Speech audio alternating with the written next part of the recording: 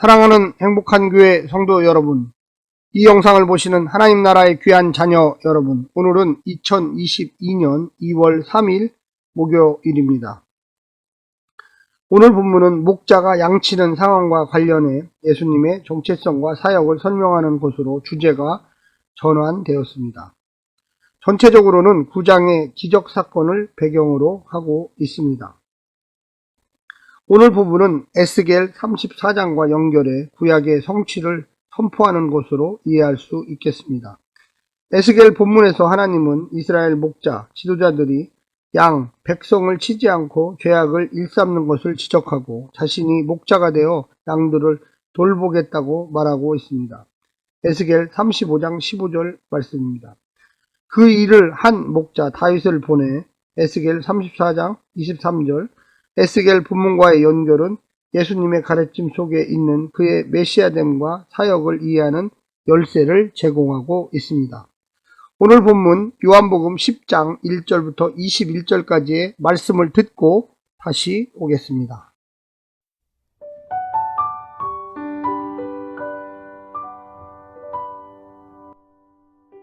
요한복음 10장.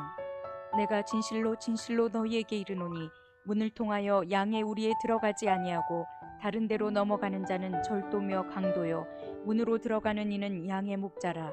문지기는 그를 위하여 문을 열고 양은 그의 음성을 듣나니 그가 자기 양의 이름을 각각 불러 인도하여 내느니라. 자기 양을 다 내놓은 후에 앞서가면 양들이 그의 음성을 아는 고로 따라오되 타인의 음성은 알지 못하는 고로 타인을 따르지 아니하고 도리어 도망하느니라. 예수께서 이 비유로 그들에게 말씀하셨으나 그들은 그가 하신 말씀이 무엇인지 알지 못하니라. 그러므로 예수께서 다시 이르시되 내가 진실로 진실로 너희에게 말하노니 나는 양의 문이라. 나보다 먼저 온 자는 다 절도요 강도니 양들이 듣지 아니하였느니라. 내가 문이니 누구든지 나로 말미암아 들어가면 구원을 받고 또는 들어가며 나오며 꼴을 얻으리라. 도둑이 오는 것은 도둑질하고 죽이고 멸망시키려는 것뿐이요 내가 온 것은 양으로 생명을 얻게 하고 더 풍성히 얻게 하려는 것이라. 나는 선한 목자라. 선한 목자는 양들을 위하여 목숨을 버리거니와 삭구는 목자가 아니요 양도 제 양이 아니라. 이리가 오는 것을 보면 양을 버리고 달아나나니 이리가 양을 물어가고 또 해치느니라. 달아나는 것은 그가 삭구님 까닭에 양을 돌보지 아니함이나. 나는 선한 목자라. 나는 내 양을 알고 양도 나를 아는 것이 아버지께서 나를 아시고 내가 아버지를 아는 것 같으니 나는 양을 위하여 목숨을 버리노라. 또 이 우리에 들지 아니한 다른 양들이 내게 있어 내가 인도하여야 할 터이니 그들도 내 음성을 듣고 한 무리가 되어 한 목자에게 있으리라. 내가 내 목숨을 버리는 것은 그것을 내가 다시 얻기 위함이니 이로 말미암아 아버지께서 나를 사랑하시느니라. 이를 내게서 빼앗는 자가 있는 것이 아니라 내가 스스로 버리노라. 나는 버릴 권세도 있고 다시 얻을 권세도 있으니 이 계명은 내 아버지에게서 받았노라 하시니라. 이 말씀으로 말미암아 유대인 중에 다시 분쟁이 일어나니 그 중에 많은 사람이 말하되 그가 귀신 들려 미쳤거늘 어찌하여 그 말을 듣느냐 하며 어떤 사람은 말하되 이 말은 귀신 들린 자의 말이 아니라 귀신이 맹인의 눈을 뜨게 할 수 있느냐 하더라.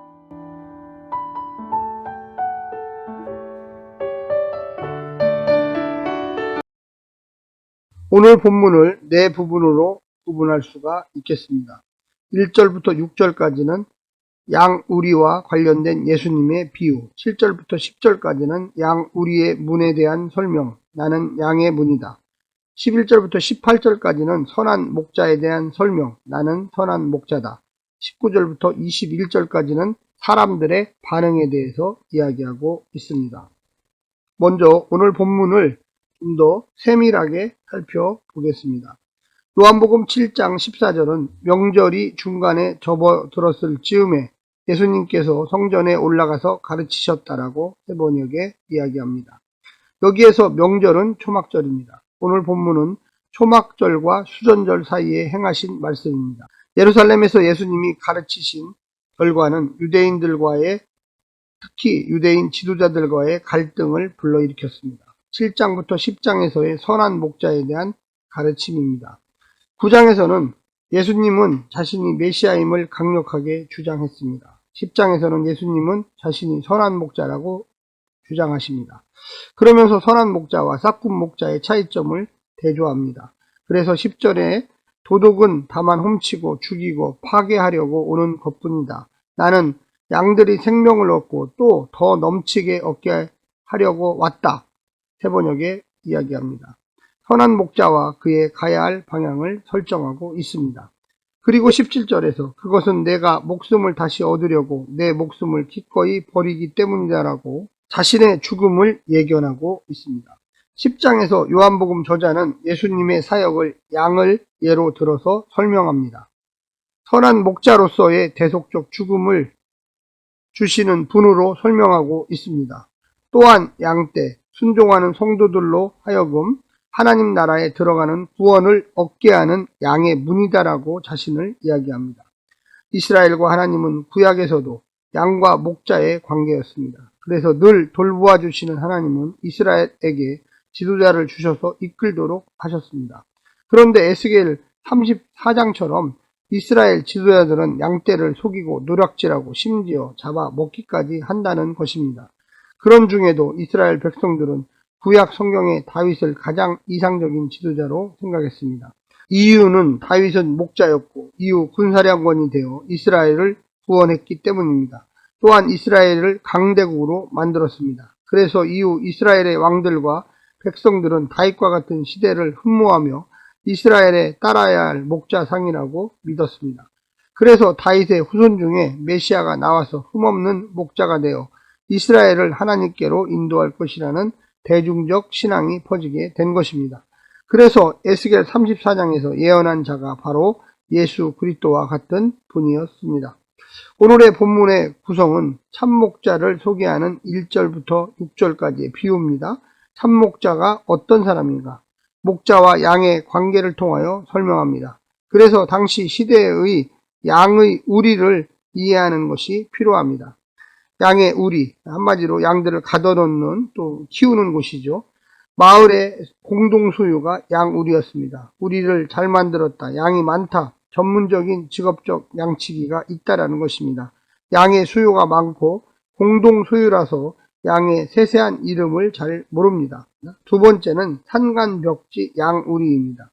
소수의 양으로 가난하여 양우리를 잘 만들지도 못했습니다. 그래서 저녁마다 한 돌무더기로 쌓은 곳으로 몰아놓고 양치기가 마지막 돌담에 가로질러 문 역할을 하면서 잠을 잡니다. 양들의 이름을 모두 외우고 있습니다. 1절부터 6절에서의 양무리의 배경은 큰 마을의 양무리 떼입니다. 양을 헌신적으로 보호하지 않습니다. 전문적으로 보호만 하고 있습니다. 그래서 수도 많고 그 양들을 공동으로 키우고 있어서 어느 양이 어느 양인지 이름도 모릅니다. 7절부터 10절까지는 양의 문 대신 그리스도를 설명하고 있습니다. 이 배경에는 산간벽지의 양무리 떼입니다. 양을 보호하기 위하여 헌신합니다. 그리고 이름을 다 알고 있습니다. 오늘의 본문에서 선한 목자는 누구입니까? 핵심은 목자가 양의 이름을 알아야 한다는 것입니다. 양은 목자의 음성을 알아야 합니다. 도둑이나 강도가 양을 넘볼 수 없는 이유는 이것 때문입니다. 참목자는 항상 정상적으로 음성과 이름으로 접근합니다. 참목자는 문을 열고 들어가 양들에게 음성으로 이끕니다. 왜냐하면 음성을 양들이 알기 때문에 그렇습니다.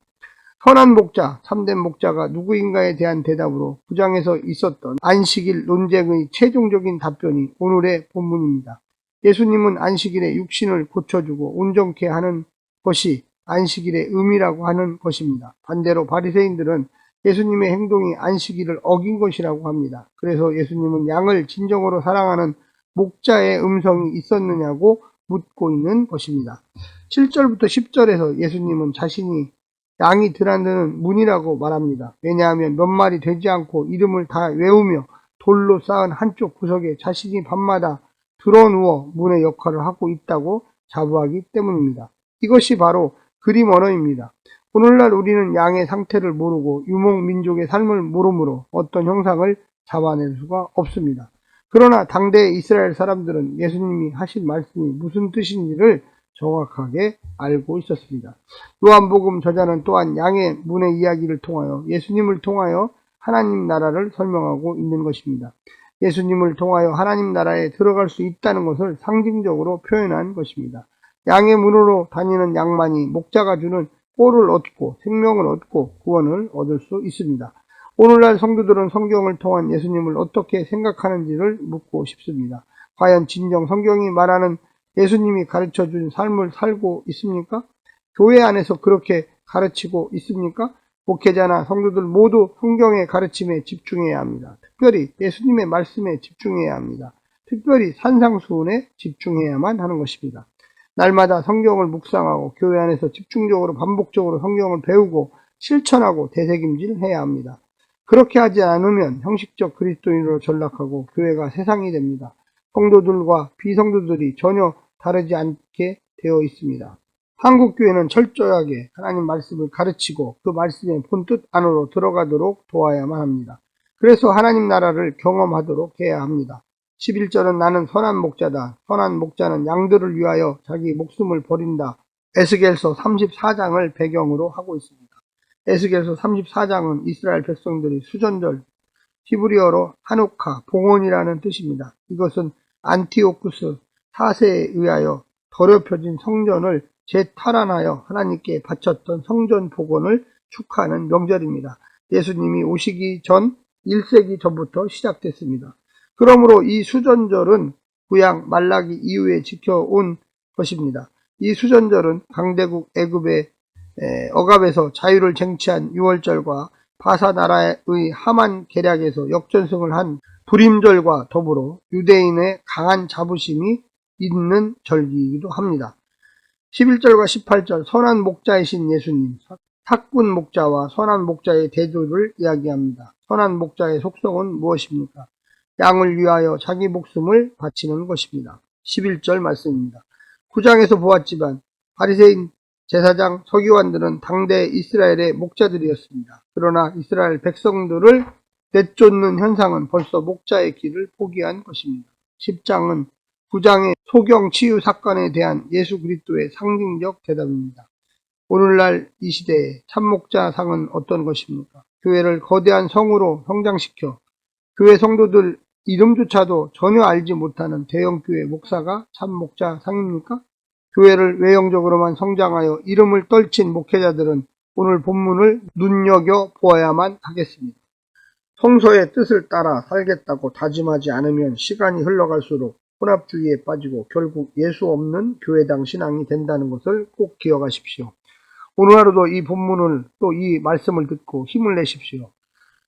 행복한 하루가 되십시오. 할렐루야. 샬롬.